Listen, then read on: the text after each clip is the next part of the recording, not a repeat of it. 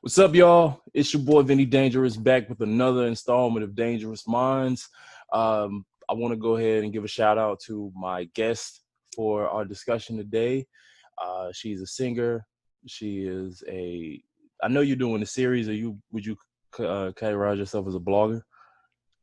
No, it's very new. There's only 4 episodes now, but I don't know, maybe like a comedian slash BSer. I just be on there doing whatever I want. That's what it is. Well, she's very entertaining. She's a very dope artist as well. Is also Thank very, you. very funny. And also another free radical artist like myself, Hey. Viridian. Hi, how you Bef- doing? Before we get started, let everybody know where they can find you on all socials and stuff. Yes, you can find me on Instagram at Viridian Muse and on Twitter at Viridian Muse. I do some stuff on YouTube. The Weird Black Girl series is mainly on Instagram, and I'm converting it to YouTube now, so that'll be up on YouTube soon. And yeah, SoundCloud is Viridian, so that's me. Nice. You got any new music coming out? I know you've been doing the series on Instagram. I am working on an EP. Nice. Um, the date is TBD. It's very early, so hopefully come out soon. I have music out on iTunes and Spotify with my album from 2018 summer, Milkshakes and Watermelons. If you want to look at that, it's a summer vibe. Yeah, I really love that project. Like everybody should go check that out if you haven't already. So at first, like as an artist, like how everything with this quarantine stuff been going on for you? Um, it's been kind of tough because I've gotten more into my music and, being an artist, because for a while I was like struggling with that title and if that's really Mm-hmm. me. And so I've been wanting to do more with it, but because I can't perform, which is where I get like most of my energy from as an artist, is Mm-hmm. performing, it's been kind of tough. Um, I really miss it. I know that at least the team that we work with, they're looking at ways that we can like do types of performances that are safe and Mm-hmm. to like interact with the public. But it kind of sucks. It kind of just like sucks the life out of it a little bit, but it makes you a little bit more creative. Yeah, it's been challenging. Like I Yeah. think my last show, because you're in Charlotte, my last show was in Charlotte Yeah. before everything just went to hell. Yeah. And This so whole year. on one hand, it's been good. Like I've had time to bring this show back. Uh, been working Yeah. on my various projects that at the time I didn't know how I was gonna have the time to do Hmm. or sit down and like really focus and make it as good as I want it to be. So it's been like a blessing and a curse, but I do miss performing. Yeah. I miss just being able to go out and not be afraid to catch the virus. Yeah. I'm wondering if we'll ever be able to to have that feeling. I figure at least the United States said, "Screw all of y'all. We're going back to work and to life anyway." So, but I wonder Yeah. if that fear will ever be gone. Um, So at least here, I don't see it anytime soon. yeah, Maybe in the rest of the world, they actually has some sense on yeah. how to handle this. I don't know. Maybe we should all just leave. So the topic for today is colorism. Hmm. So first, let's start off with Talib, because before I get into my points, I don't want to feel like I don't want to come off like I'm defending him. See, I was a fan of Talib, but I've never really followed him on Twitter. So when this whole story came out with him, and let me get this lady pulled up so I get her at name right. Uh, uh, Money Maya, like Hmm. him and her got into it on Twitter about this tweet. And first of all, he's wrong. I didn't know that he was harassing her to the extent where he got like Yeah, burner accounts, finding her personal information and posting crazy. it online. And it's just been like going on for about 10, as of recording, it's still going on for like 10 days straight. And, looking into it, didn't realize, oh, this dude has a history of just getting into it with people for days on end, trolling Hmm. people, these burner accounts, harassing people on his behalf. posing his fans or whatever. Mm-hmm. And that's whack. So yeah, like he should Truly. rightfully be condemned. If Twitter banned his account, like I would not be opposed to that at all. I doubt they will. Yeah, I doubt it too. Even though, like, most people could get blocked, get their accounts taken away for less. Yeah. Like, he's right there at the point where he should. I mean, that's one of the guidelines is that you harass somebody. Yeah. You can get blocked, suspended, or even terminated altogether. Yeah, I'm not gonna say that I was ever a fan. To be honest, I never really listened to his music. It's not really my genre that I usually listen to. But like I had followed him on Twitter because I think for like a while he's like very pro-black on a lot of black issues. Mm-hmm. So I was like, okay, so he's saying some stuff that I agree with. So I like followed him for a little while, but then sometimes he just goes completely off the deep end. And just the arguing back and forth with people, and I just can't have that. So I had been blocked him before this, so I didn't really see it like play out or anything. Mm-hmm. But until like it started coming out on like other platforms, things like that. So then I had saw it, and I had like gone to the Money Maya account just to see like what she was going through, and it's just been heinous for that girl. So I cannot get down with anything this man is trying to say. Like, yeah, it's been terrible. Yeah, but but it's funny because I came to you about doing this topic before this whole Talib thing came about, because I saw her original tweet. So it all started with one user on Twitter, commenting saying, what rappers basically actually marry, like date and marry black women, and there was a list. Like, I'm gonna pull it up real quick. It said Jay-Z, Papoose, Chance the Rapper, Bun B, 2 Chainz, Gucci Mane, T.I., Ice Cube, LL Cool J, Kendrick Lamar, Ludacris, Paul Wall, J. Cole, Kevin Gates, Will Smith, Big Boy, Killer Mike, Ja Rule, Talib Kweli, and Method Man. And it was a few others. I didn't realize it was going to be that many names until when I actually decided to read that out loud. So my apologies. And then, her response, yeah, it's a pretty diverse list of, like you got your drug dealer rappers, you got your conscious rappers, you got your party rappers, you got, everybody in between. Yeah. So, so I thought it was a pretty good response. There was a few others I could think of, like Redman or, damn, I can't think of any right now. Yeah. There's a few. No. It's a few. I just can't like think it off the top of my head.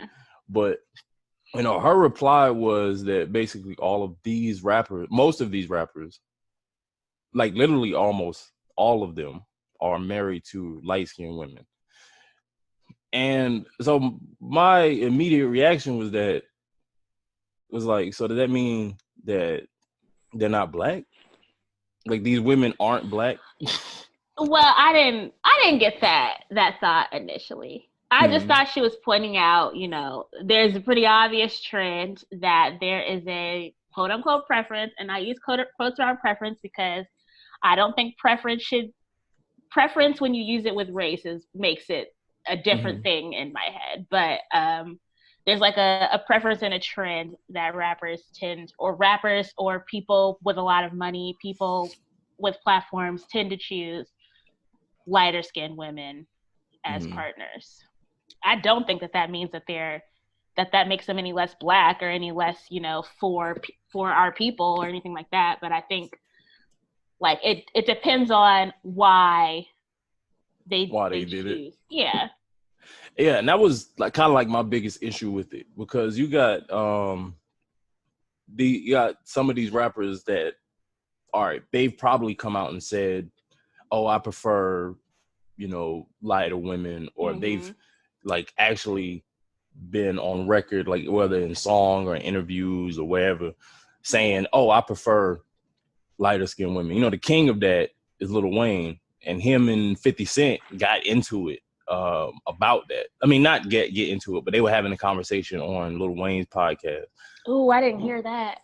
Yeah, so basically, I think it was more so 50 Cent that said he made this whole comment about angry black women and Oh hell. he was, he's talking about foreign women, like in reference to who he's dating right now. Mm-hmm.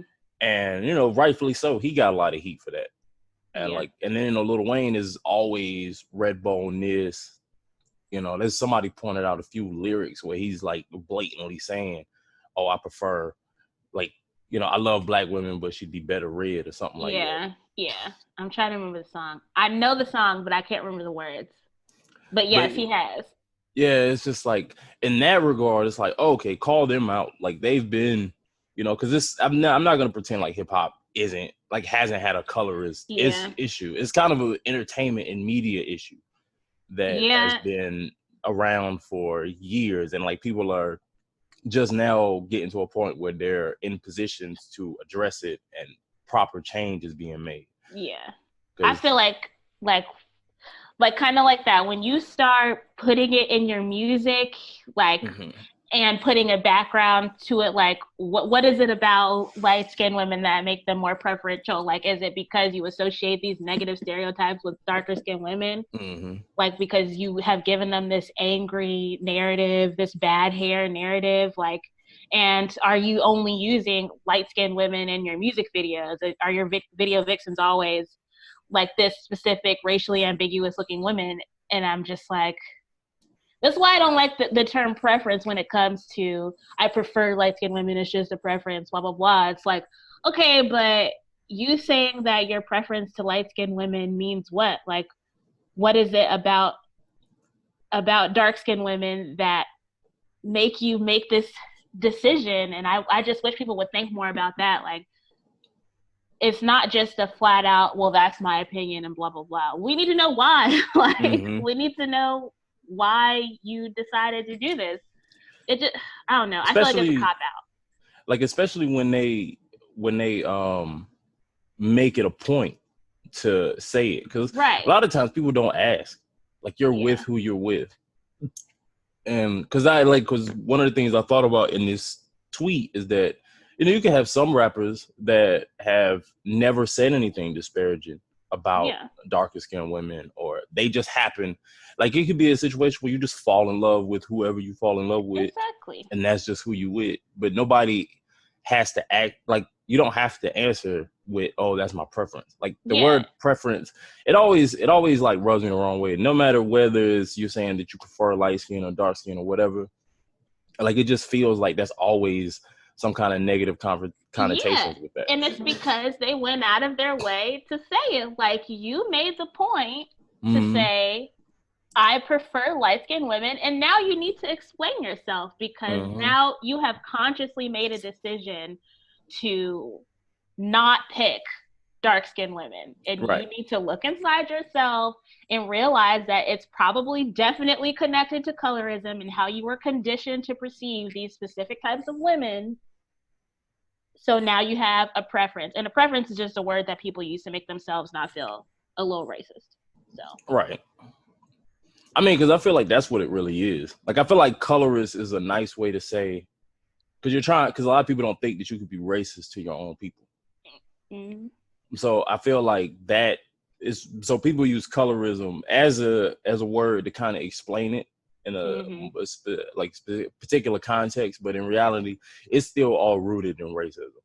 It's all rooted in racism and self-hate when you go out of your way to demean, like, people of different complexions, whether it's within your same race or not. That is so true. It's basically, part of the Willie Lynch letters, like 101. Like, creating this divide that really don't need to exist.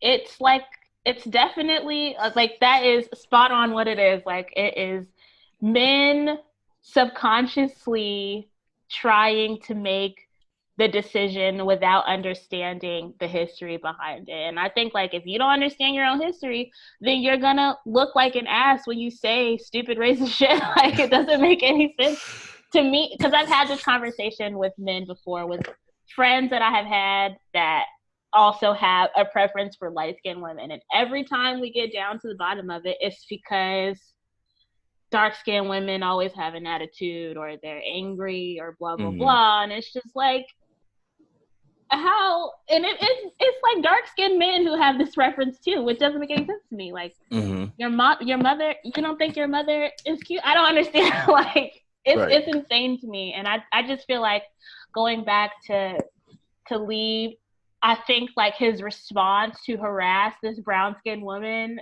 after she made her statement was like further showing his true colors, and it was just it was just disappointing. Now, I do think that maybe like saying all these people, okay, she pointed out a trend, yes, but like just because there is a trend which may have a problematic reasoning behind it, like doesn't mean these people's individual decisions make them anti-black or anti-dark-skinned women or things like that. But because it made me think about when Kendrick, because Kendrick was one of the names that was listed, and it made me think about a few years ago how people attacked him because when they found out that he's married to this lighter skinned woman, they tried to say that he couldn't be woke, or they like he can't be this woke rapper, this woke spokesperson because he's married to a lighter skinned woman. And it's because it's funny because you mentioned men in that regard. And I thought about it on the flip side because it's like, what about with because there have been women that have made certain decisions and it doesn't really feel like they get called out as much. Now men are way more vocal, so I get that. Like men have been more vocal with picking sides, but there have been women that have made those type of decisions, like, that have made certain preferences, known. For light-skinned men? Yes. Okay. I've not heard any women, or, I mean, I'll say I won't hear, like you said, it's not a trend where women make it apparent in all the decisions that they make for their music, for their career, that they prefer light-skinned men. But I have heard some women say, I want a cute light-skinned guy, blah, blah, blah, blah, blah. So it's about babies they want certain complexions, certain hair textures and stuff like that. So like blue-eyed babies. Yeah, like that's just awful. There was a woman that got called out, like, and I'm apologizing to everybody because I'm not pulling up exact examples, but like we've seen this before. Like there was a woman that got harassed on Twitter because she had a baby, and her first response when she tweeted it out was basically saying that she hated her baby. Yeah, she said she wanted a pretty baby. She said, wanted a pretty baby with good hair and stuff like that. And it's just like that mentality isn't just rooted with men, it's rooted with women too. It's so detrimental, and it's equally a problem. Like it's equally, to me, horrible and damaging to women going forward. Like that child's going to internalize that I'm not pretty, I don't have these specific features, and that's what molds these beauty standards that we have now. Like if we would stop doing this whole colorism and issues, first of all, we have bigger problems that we have to worry about. People are out here freaking dying. Like we are dying every day, and you guys are worried about light-skinned babies. Like it doesn't make any sense to me why we're still having this conversation, why we choose to put energy and effort into putting down people that are a part of our race and making it an issue. But yeah, like that whole fetishizing light-skinned baby things is despicable. It's weird because when somebody put it in context, like you're fetishizing, like because you feel like that these standards are more attractive than black standards, so you're basically saying that you want to be attracted to your kids. Yeah, is what it's you're a trying baby. To say. Yeah, it's a baby. It's just a general blank slate of a person. like that's just weird. Like that is your child, that is your offspring, right? Your own wanting child. to be attracted to your kid, or assuring that your child is attractive, regardless of regardless of what you think may be acceptable. Because I know that's part of it too. That people feel like they'll be more accepted in certain places if they show up with a light skin like partner or a like light-skinned children will be more accepted when they go out into the world, which in reality you see it's like when you talk about well no I mean even with but like stuff like police brutality, or when you're like when you're going through certain things, like white people see you, they see your hair, they see your nose, your like black features, regardless if it's lighter or darker complexion. Right. They still gonna fuck with you. We're all getting shot out here. So yeah. They're killing us all. So if we could just all like not give a crap about light versus dark and solve our bigger issues, that would be great. But it's like, I mean, there's also the thing where within our own community, we still prefer light-skinned people over dark-skinned people. Like there's still that preference for dating and all that kinds of stuff, just like based off what we said. And it's people like Talib who make this problem, make their preference a point in their music or a point on their platform to talk about, that makes this problem persistent, keeps it going. And it's just, I don't know, it's exhausting, especially for a dark or brown skinned girl. It's just like, I mean, it's exhausting, but we hear it all the time in so many ways. We see it all the time in so many ways. So like I've also heard, and this is coming from like personally, right? So I've because on the flip side too, I've been told that light skin was always associated with weakness, with over sensitivity. There are like women that have preferred darker skinned men because they feel more protected because they're dark skinned, or they feel like this person, but just won't be able to handle their emotions because they're not as emotional themselves and stuff like that. Yeah, I've definitely heard that narrative for light skinned men. Shoot, that's what my girl told me. Like she usually didn't date. Well, no, like not like she didn't want to talk to me, but like that was her thing before she started dating me, was that she thought like, oh, like dark light skinned dudes are like ultra sensitive, yeah, pretty boys. She wouldn't feel protected. Like not Vinnie-Dangerous, not Mr. Vinnie-Dangerous. You had to let her know.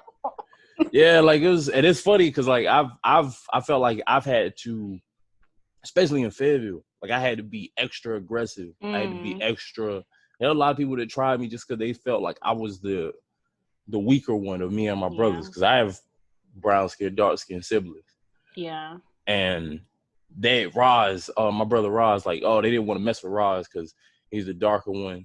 So he looked, and I know that's rooted in racism too. Yeah. But they look at him as a threat. So he gets, he doesn't deal with the cops. Yeah. He'll probably deal with the cops more than I would, even though I've had my fair share of run-ins with the police. Yeah. But, but then they looked at me like, oh, I'm the weaker one. So I was the one that tried. I got into more fights than my brothers because people thought that I was the one.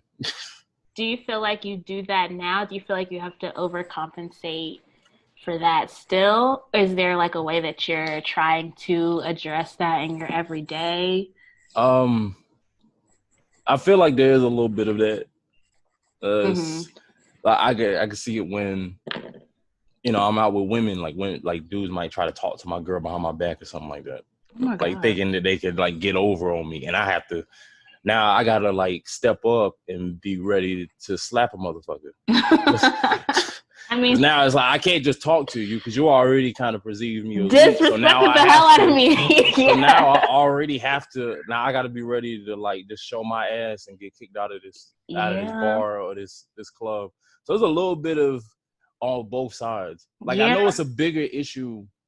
I'm not gonna like sit here and like completely compare it because it's still a bigger issue when it comes to like dark skin, like our dark skin brothers and sisters being treated way worse. Like especially by other men. Like other men, like I've never done that, but that's only because my mother, how we were raised, we were always taught, that black is black regardless. I mean, I looked at my family, like I said, with my siblings growing up, like everybody was a different shade, so I didn't look at anybody any different, and I never understood those type of divisions amongst ourselves. But I know it's a problem. It is definitely a problem. Like her tweet was not wrong.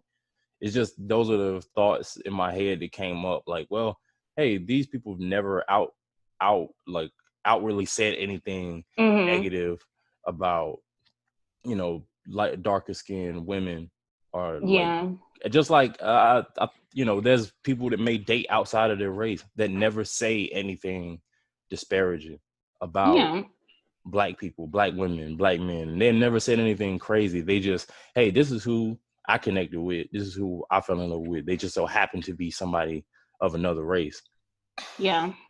Yeah, definitely. I feel that way too. And then I also, like, because I know and read into so much history about us and why we think the way we do and why we behave the way we do, and like how that connects with other races and how we treat each other. It's like, I truly understand that you can unbiased, I won't say unbiasedly because everything we do is with a bias, that we could, without like consciously making a decision based on like physical features, fall for someone that is maybe doesn't have the same shade, because we're all different shades of brown, or like, you know, why someone would choose to be with a light-skinned person. It has nothing to do with them being light-skinned. I think like that's very possible, but I also think like there is always a subconscious bias that informs your decision. And so that doesn't necessarily mean that you have like some sort of anti-blackness about you. But I think it means that maybe you should try to understand more about why you make the decisions that you make, so you can go forth and be educated and not say stupid things or you know, act in your life that is anti-dark-skinned women. So I just think people should do more internal searching, and not say everything that comes to their mind on Twitter. Like, yeah, don't do that. That's the problem with Twitter too, is that it's a lot more like people just trying to get the first word in, or just tweet out, giving out thoughts. Because it's not like you're sitting in a room. I can't, like, it's not like we're having a conversation. I say something and you correct me and I'm like, oh, okay. Now you have the whole world dumping on you. And there's sometimes you know, I'm not defending Talib or anybody like that, but there have been times when people have said something like Nick Cannon that was in the news that may have been something that, you know, you may think is right. You didn't mean any harm by it, but the whole world is like attacking you. Yeah. Because, and then even when you apologize, it's still like, no, you got to stick with the first thing you said, which in reality, sometimes, you know, people make mistakes and they say things. Right. I think like this whole, it's a different topic, but I feel like we are way too quick to just like write people off. And even when they try to backtrack or try to apologize, we're just like, nope, you're horrible and you don't get a second chance. And like, people evolve and people change. Now it is hard to cite a fake apology for likes and views over other things, but I'm just like, let me, you know, make my decision based off of your future actions. But I just feel like quarantine has made it worse, where people are just sitting with their own thoughts and feel like the world needs to know. Like, you need to educate yourself before you, with your big platform, start talking. Like, it sucks that you have all this fame and the rules are a little different for you, but you need to take that responsibility and be serious about it if you want to keep your job and your money going. Like, I will say, when I get famous enough, I'm going to hire just somebody to just post on my social media on my behalf. It's going to be like real general shit. Like, I'm just going to be posting like MLK quotes and promo for like whatever release that I'm about to put out or something. I'm not sharing my thoughts with Twitter. Twitter is just not the place for that. It is a mess of a platform. It's all about mess. That's all it is. It's just to be messy on Twitter. I personally love to see people say stupid things and talk out of their ass, so I get to know you better. But I'm just like, do people not care about your check? Like, you just be saying anything on here. Yeah, you know. Black Twitter wants to cancel you, they'll cancel you. They don't care. Exactly. So yeah, so kind of like to wrap it up a little bit. So with this Talib thing, we know he's wrong. We know that colorism is still an issue in hip hop, but you know, just because somebody happens to marry and date, and I do agree with you. Like people should educate themselves for those unconscious bias, because especially when you have those platforms, like you need to be aware. Like you need to be aware. You need to make sure that you're not unconsciously, because you may not mean any harm. Like we were talking about with Twitter, like these people may not mean any harm with how they're moving. It might be positivity, or coming from a genuine place, but because you have a platform, you have a lot of eyes looking at you. You have a lot of people that may look up to you. Yeah, a lot of influence. And a lot of influence, and like you just need to know that, hey, this is what informed my decisions, whether consciously or unconsciously. And I need to make sure that I'm aware of that, so I'm not putting anything negative out in the world. Yeah, definitely agree to that. And also, like, because you have this big platform, because you make big decisions, and you probably have the say whether you employ certain people for your music, and like just be looking at that too. Like, am I only employing light-skinned girls to model my stuff or to advocate on your Instagram? Like that kind of thing too needs to be looked at. One person I do want to shout out is like Pharrell Williams. I know he was real big on that. And this was in the height of like the early 2000s, where it felt like it was like at its peak, where like everybody that was getting hired to, all the women that were in the magazines, that were in the music videos, whether it would be only like light-skinned women or women of other races, or it would be like the main girl, like the main love interest. Like Pharrell was one of those artists I remember recognizing early on that took the time to really say, oh, I'm gonna make that change. Like I'm recognizing that this is going on. Like T-Pain too. T-Pain actually said that about his I'm Sprung video. Like he said, he made it a point. Yeah. Put mostly dark-skinned women, make sure that his love interest was a dark-skinned woman. And he did that with that video, and I think Bartender too. I think he did also. I think so. Yeah, so it's just kind of there have been negative, but there have been some people that have used their platform to try to say, I'm gonna address this issue. And I think that's the thing, is like just taking the time, making sure that you do address these issues when they come up. Like, hey, there's an issue, but I may just be dating someone or married to somebody. That's who I connected with. But when the conversation does come up, just speak on it and make sure that you would address this issue. Yeah. Like, I'm not like hating on dark-skinned women. I don't think all dark-skinned women are the same way. I just address that side too. Like, don't just get all butthurt because somebody called you out because you have a light-skinned girl. Like, say, I chose to be with this girl because of A, B, and C. Or don't say it and just say, like, all women are beautiful and it just so happens I chose this one. Like, you don't have to give us your whole rundown of why you chose this specific person, but please make it a point to not only employ light-skinned women for all your music videos or go in on dark-skinned women every time they get upset with you. Correct. Don't pull a Talib, basically. Yeah. That man. Revoke his Twitter.